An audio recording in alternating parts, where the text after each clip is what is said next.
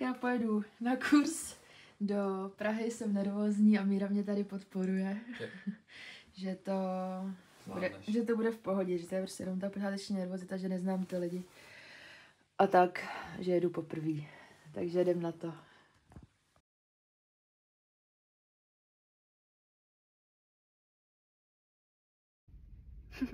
Ahoj, tak já jsem akorát dojela do Prahy, cesta docela v pohodě, ale jako bylo -16, tady je nějakých v Praze -4, -5, ale po cestě jako docela zima, takže jsem si dávala pozor, abych nikde nevletěla do příkopu. Teď stojím u obchodního centra OC6, odsaď pojedu autobusem už na fakultu tělovýchovnou fakultu Karlovy univerzity, což je kousek. Přišlo mi to jednodušší, než tam pak riskovat, že tam nebude místo. No, vlastně jediný, co já jsem se vlastně těšila na tu dálnici, že se mi pojede nejlíp, sice tady nějakých 16 minut, jenom tady takhle, teď ten poslední úsek, ale strašně mi svítilo sluníčko do očí, jo. Já jsem měla brejle a vůbec jsem prostě neviděla na tu cestu, neviděla jsem na tachometr, takže jsem doufala, že jedu tak nějak normálně, že nepojedu moc pomalu, abych nikoho nebrzdila, že nejedu moc rychle, abych nepřekračovala rychlost. A hlídala jsem si vlastně jenom pruhy, tak trochu viděla vpravo vlevo. Takže to byl nejhorší úsek, přemýšlím si, že příště třeba přes tu dálnici nepojedu, nebo nevím, no, protože fakt jsem nic neviděla, to je ostrý sluníčko raní a hrozná hodina, no. Nazpátek přes tu dálnici pojedu, to už bude tma, přepojedu po 5., ale teď takhle ráno, to fakt vyšlo blbě. Jinak jsem nervózní, nevím, co tam bude za lidi, vím, co tam bude tak nějak za lektory, ale co tam bude vlastně za spolužáky, kteří se přihlásili do kurzu, vůbec nevím, kolik tam bude lidí, kolik lidí se přihlásilo. Takže uvidíme, no, všecko zjistím. Jsem nervózní, ale tak to k tomu patří, to je hlavně, že to je prostě poprvé. Jdu se teda podívat do toho obchodáku, nevím, jestli tam dám možná nějakou malou sváču. Ta včas jsem měla na cestu, takže potřebuji teď na záchod a pak zkusím najít tu zastávku na autobus, abych dojela na tu fakultu. Tak pak nevím, buď se můžu o pauze, anebo až na konci, než pojedu domů. Tak jo, tak ahoj.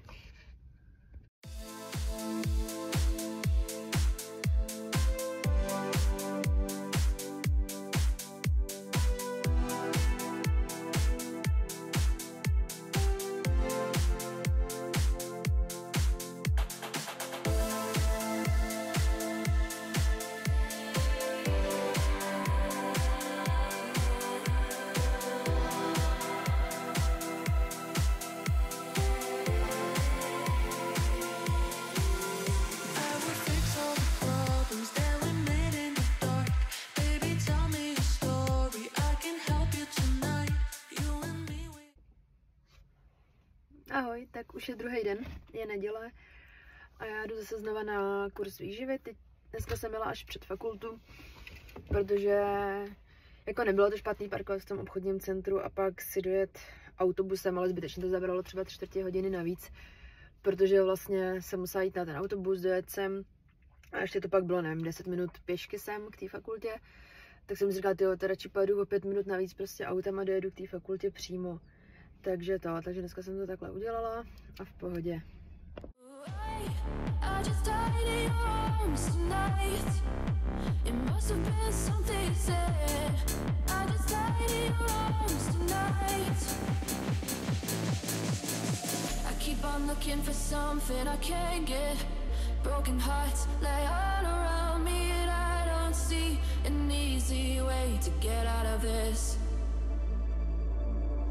Diary, it sits by the bedside table. The curtains are closed, the cat's in the cradle. Pulling myself out alive, repeating my days and blurring every night. Driving your way to the west side.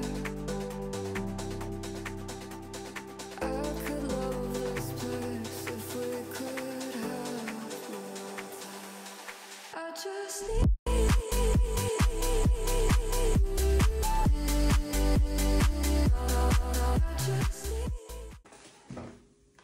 to jsi to někdo neužral, jo? Co?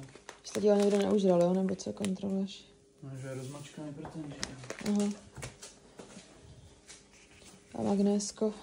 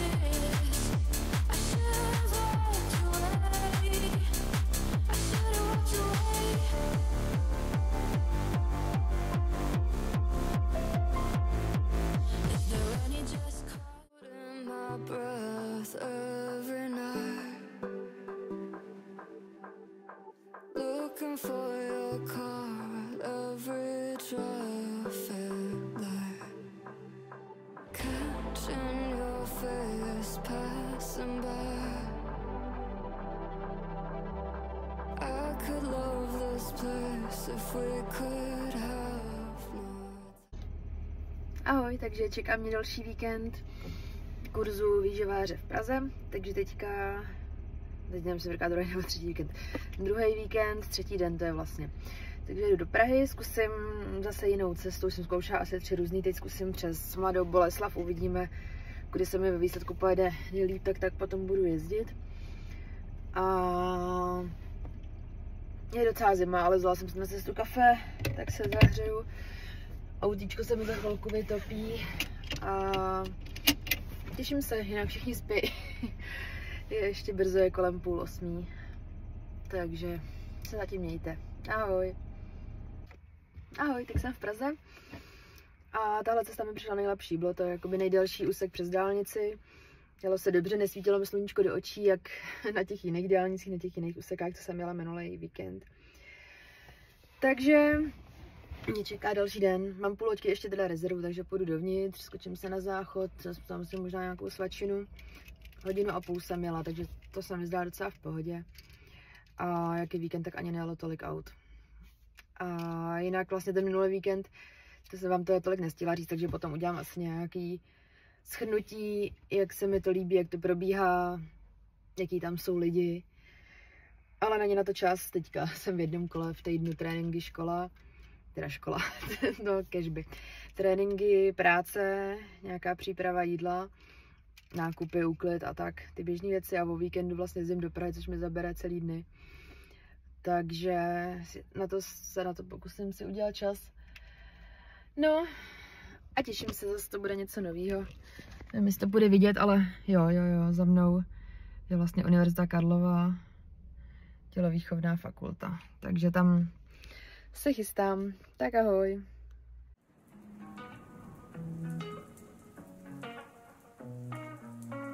My tea's gone cold, I'm wondering why I got out of bed at all.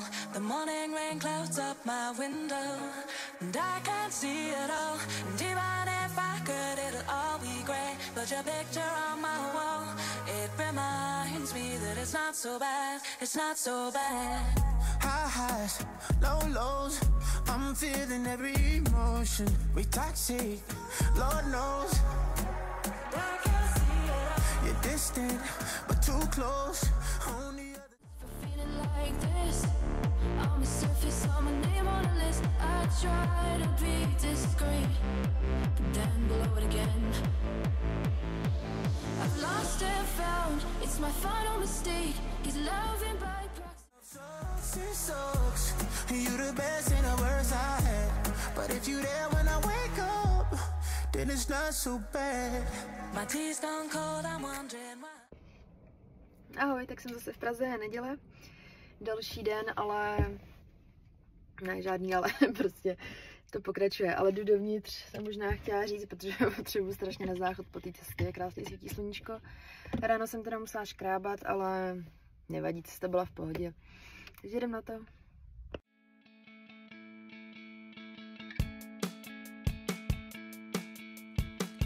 You took my hand, you showed me how. You promised me you'd be around. That's right. I took your words and I believed in everything you said to me. Yeah, that's right. If someone said 3 years from now you'd be long gone, I'd stay In the night, say it right, say it all. Either got it or you don't. Either stand or you fall. When your will is broken, when it slips from your hand, when there's no time for joking, there's a hole in the plan. Oh, you don't mean nothing at all to me. Oh, you don't mean nothing at all to me. But you got what it takes to set me free. Oh, you could mean everything to me. I can say.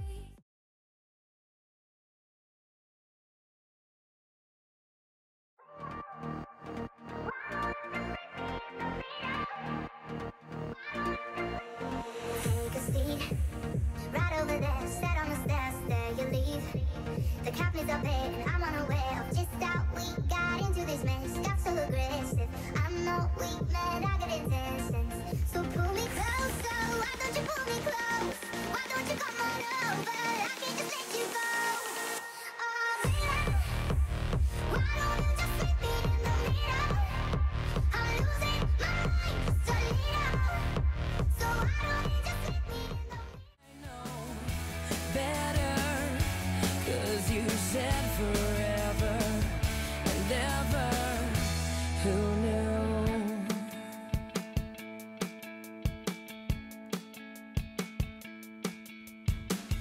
Remember when we were such fools and so convinced and just too cool? Oh no, no, no. I wish I could touch you again. I wish I could still call you friend. I'd give anything.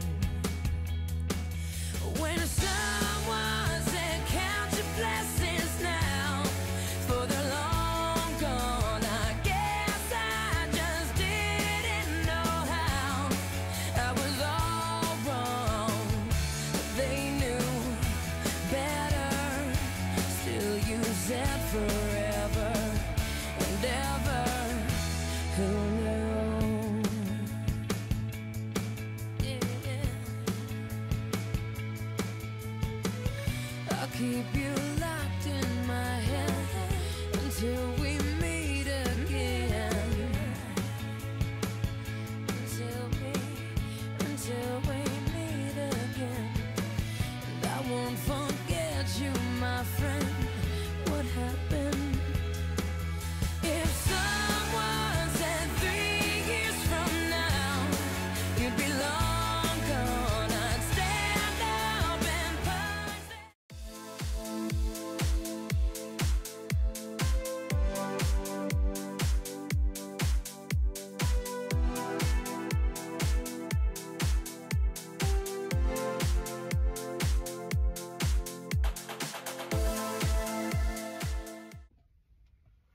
Ahoj, tak je další víkend, další sobota a další Praha, další vzdělání, takže já jsem teďka dojela, je 9:30, tak tam zase tak akorát s rezervou, jela se docela fajn a uvidíme, dneska máme nějakou paní, zítra myslím si, že Péťu Loskota, takže zítra to bude takový zase víc jako odborný a z vědního hlediska a dneska to bude myslím si, že doplňky, suplementy a tak jako téma.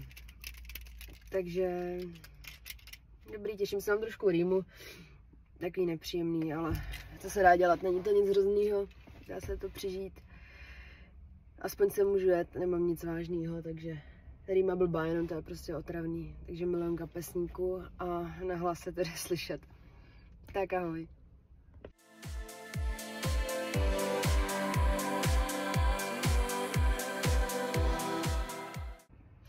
Ahoj, tak jsem v Praze, 6. den, 3. víkend, ještě příští víkend vlastně jsou 2 dny a potom je studijní volno víkend. Takže už se blíží, tyjo, skoro půlka. Utíká to strašně rychle, cesta byla fajn, akorát jak mám tu rýmu, tak to je hrozný.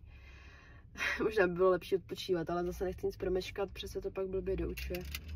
Tak jdem na to.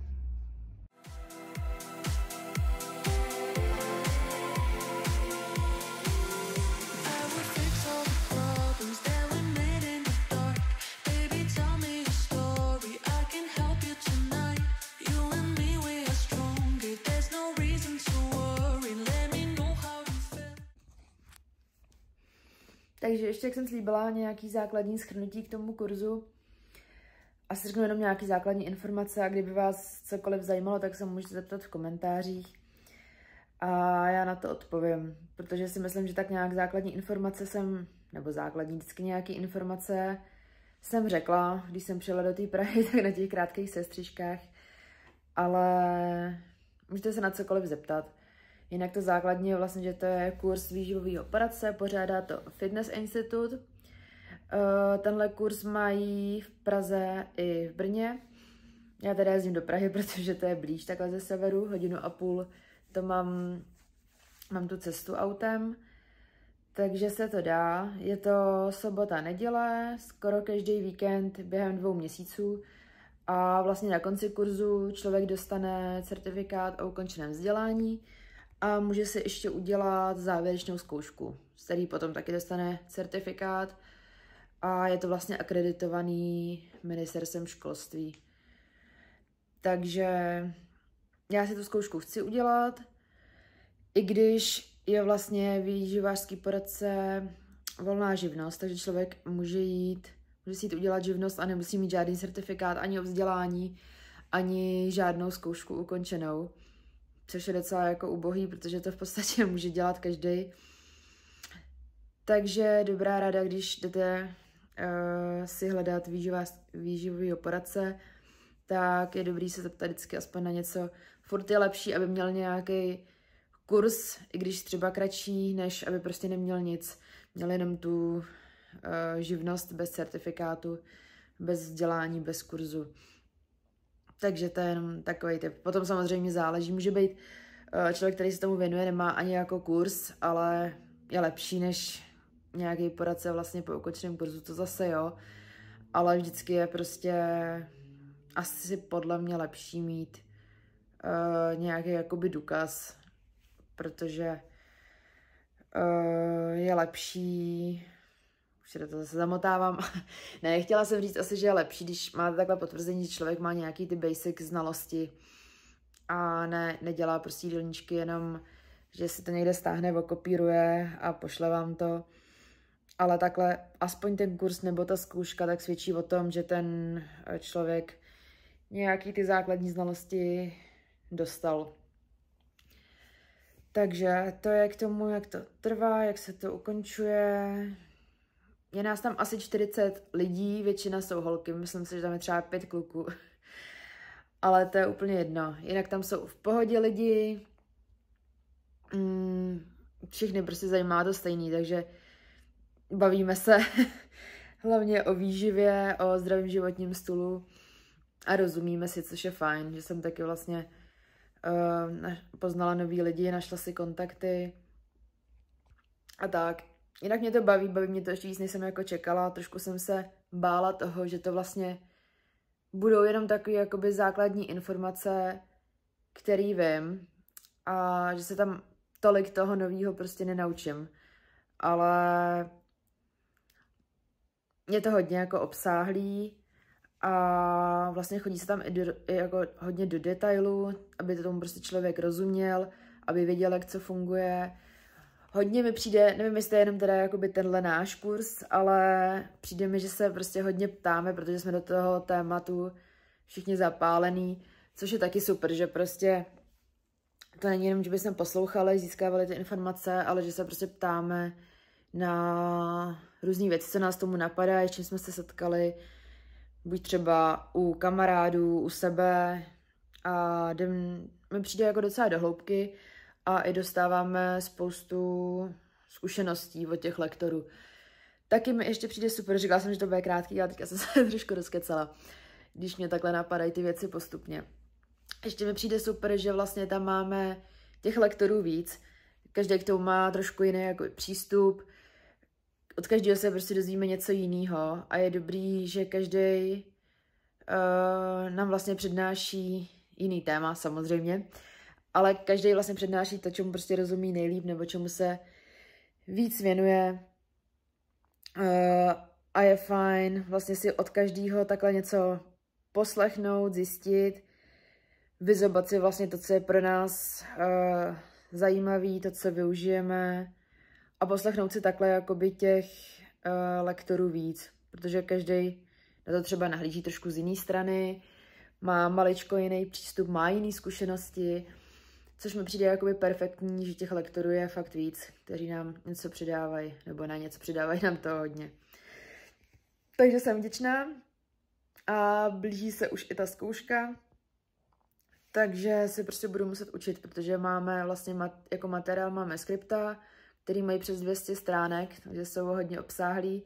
Pak máme ke každému tématu prezentaci třeba o 100 slidech. Je pravda, že tam jsou třeba navíc i obrázky, grafy, takže člověk jako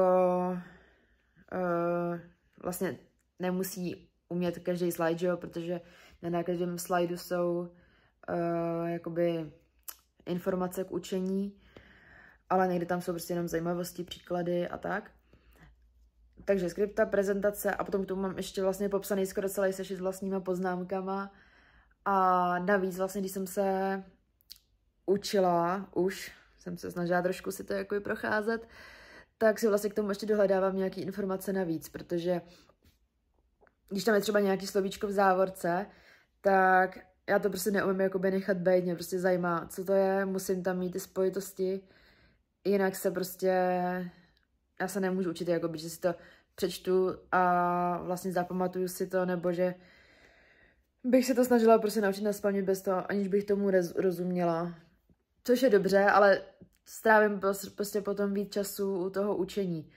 Dohledávám si prostě různý třeba i videa na YouTube, abych prostě měla animace, jak to funguje. Dělám si k tomu grafy se šipečkama.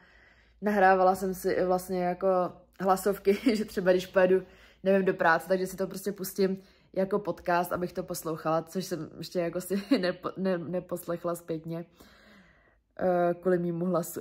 Člověk, nevím, jestli to taky máte úplně stejně, ale když vlastně člověk mluví v reálu, tak mu ten hlas nepřijde tak divný, ale potom, když je na videu nebo si nahraje nějakou hlasovku, tak zní to úplně zvláštně, no, když se člověk slyší takhle jakoby odstupem.